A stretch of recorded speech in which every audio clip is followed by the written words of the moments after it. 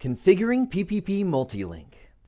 We're now moving into the final step of our point-to-point configuration lab, this one zoning in on PPP Multilink. So we're going to add a second link between Lilo and Stitch running at a blazing 64 kilobits per second, and then we're going to bundle the two links together because the first one runs at 64K to double the bandwidth between those sites. Now, I know some of you might look and laugh and think, oh, well, this is the lab environment, so we're using 64K kind of as a joke.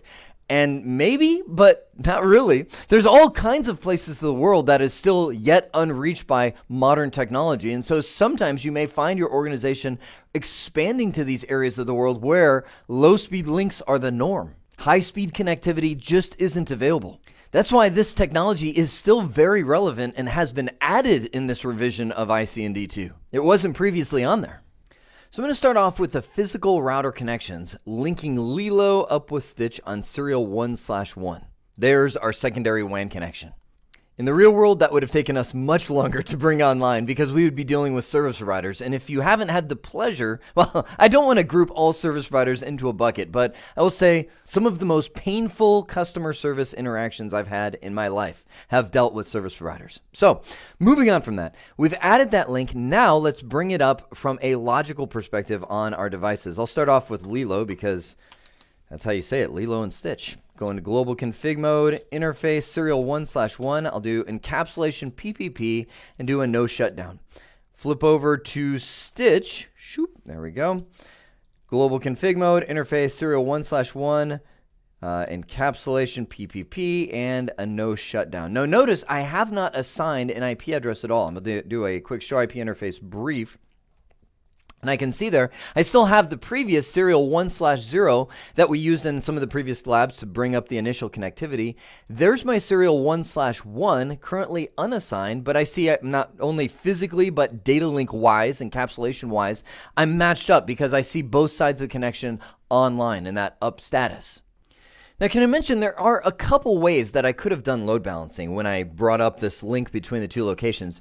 The easiest way is I could have assigned a secondary subnet, gone 172.16.1. We'll say 4/30 up here, and that would give us two IP addresses, .5 we'll say on the Lilo side and .6 on this side. We now have two logical links between them with two different subnets. Then I could set up my static routes. I could have said, you know what, for Lilo to reach 10.1.2.0, which is this subnet behind Stitch, I want to point to an next hop IP address of this and this, meaning put two equal cost routes into the routing table. I would have then done the exact same thing on the Stitch side, put two equal cost static routes in the routing table point to Lilo, and we would do a show IP route and see two paths there.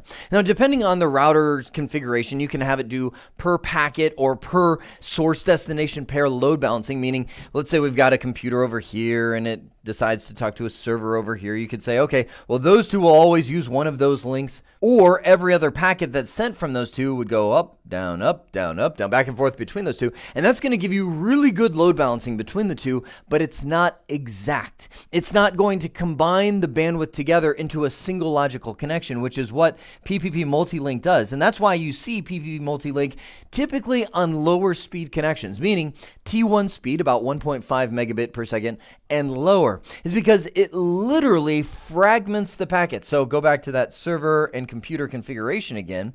When this computer communicates to that server, it's sending packets, we'll just say 1500 bytes of data. That's normal Ethernet size of packets, right?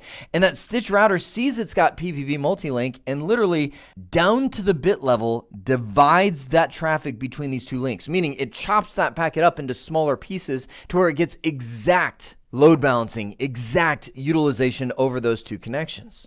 The engine the routers use to accomplish this is known as a multi-link interface. We literally go into each one of these devices and create this new interface that doesn't really exist. It's like the VLAN interfaces on our switches that we configure for remote administration and layer 3 switching and all that. And we put all of the logical configuration under this interface that it's going to apply to both of these physical interfaces. For example, I'm going to go in and remove the IP address from the interface serial 1/0 between these guys and move that under the Multilink 1 interface. Now, the 1 is just a number. It can be any, matter of fact, let me show this to you. So I'm back on the Lilo router. Serial 1/1 is still up and running, and I've navigated under the serial 1/0 interface because that's where I'm going to remove the IP address from. Let's do that now. No IP address, that's where your outage begins. Back out here and do an interface multilink 1. Now, you can choose any number between 1 and 2 billion something. I'm just going to choose 1 because it's first, right? We'll then go in and put on encapsulation PPP. It's just like this new interface that came up out of nowhere. I'll add another new command, PPP Multilink, hit the enter key, which turns on the feature. And now I'm going to assign the IP address right here. IP address 172.16.1.1/30 subnet mask. Let's just do a quick show IP address, show IP interface brief. And you should see now this new interface sitting there down at the bottom. Now notice it's down physically. It's down data linkly. I'll just say the protocol is down because it doesn't have any physical interfaces assigned to it yet. That's where the fun begins. I'm going to type in this key command, PPP Multilink Group. I like the question mark. Notice again, 2 billion groups you can have. I'm just going to say group 1. This is the command that ties the logical to the physical. It hasn't done anything yet because I've just said, hey, the multi-link interface is still a part of group 1. Now I need to go to the physical interfaces and say, oh, by the way, you're part of group 1 too. Oh, by the way, you're part of group 1 too. Assign whatever interfaces I want to that multi-link group. Interface 01/0, PPP multi-link group 1. Enter. Power that thing on. Hit the up arrow, serial 1/1, PPP multi-link group 1. Notice it's causing the interface to bounce. It's going down and then back up. Let's come back here. I'll do a show IP interface brief. And now I see, well, my serial interfaces are up, but the multi-link is down. Why? Well, remember, this is a two-sided thing. We have to bring up Stitch in that similar configuration in order for, and you want to remember the component of PPP that negotiates the features? We have at the bottom layer HDLC of PPP. You remember? Hang on. I'm getting my pen out. We've got PPP, which is divided into those 3 layers. The bottom layer is that industry standard HDLC, not the Cisco proprietary one. Above it is LCP, the link control protocol, which negotiates the authentication, the compression, the callback, and the multi-link features. And then above that, we have the NCP, which negotiates the upper layer protocols. So because the other side isn't configured for multi-link as of yet, LCP is failing. Let's fix that, shall we? Shoot over here to Stitch. There we go. We'll go to do the same thing. I'll do it a little out of order. We'll do multi-link 1. Actually, I can't assign the IP address until I unassign it, so that's about all I'll do. I'll do no IP address on serial 1/0. Go under interface multi-link 1. IP address 172.16.1.2. 255.255.252. We'll do encapsulation PPP multi-link, oh, I'm thinking bundle, but PPP multi-link group number 1.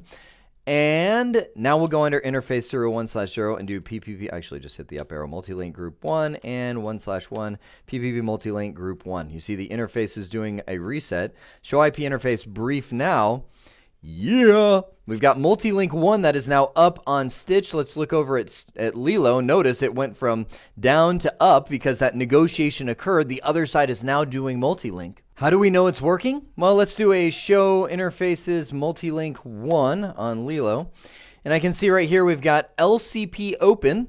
That means they negotiated. And look what feature is right next to it. Multi-link is open. It's now negotiated that. I can also type in show PPP multi-link, hit the enter key, and I can see down there that serial 1/0 is active for 2 minutes. Serial 1/1, a couple seconds later, that's how fast I am. 2 seconds later, I brought up serial 1/1 using my up arrows. And I can even do a show IP route. Take a look at this. And our static route, which previously went over the individual serial link, is now going to use the multi-link connection. Why? Because look right above at the connected interface. It's saying the other side of the link, Stitch, is available via multi-link 1. The only thing left is to accurately set the bandwidth on the interface. And this is just if you're a detail-oriented person, which I'm not, which is why I forgot to do it from the very beginning. Interface serial 1/1, bandwidth 64, because remember, all of those links come up with a default bandwidth of T1, so I need to go in there and accurately adjust it so routing protocols would know which direction to go. Again, keep in mind this does not affect the speed of the actual link. That is set by the service provider. The bandwidth command is just used by routing protocols when they're trying to find the best way to reach a given destination. And with that final step, we have completed the point-to-point links live lab, working from the base of enabling encapsulation PPP through authentication and then finally adding Multilink on top of it all. I hope this has been informative for you, and I'd like to thank you for viewing.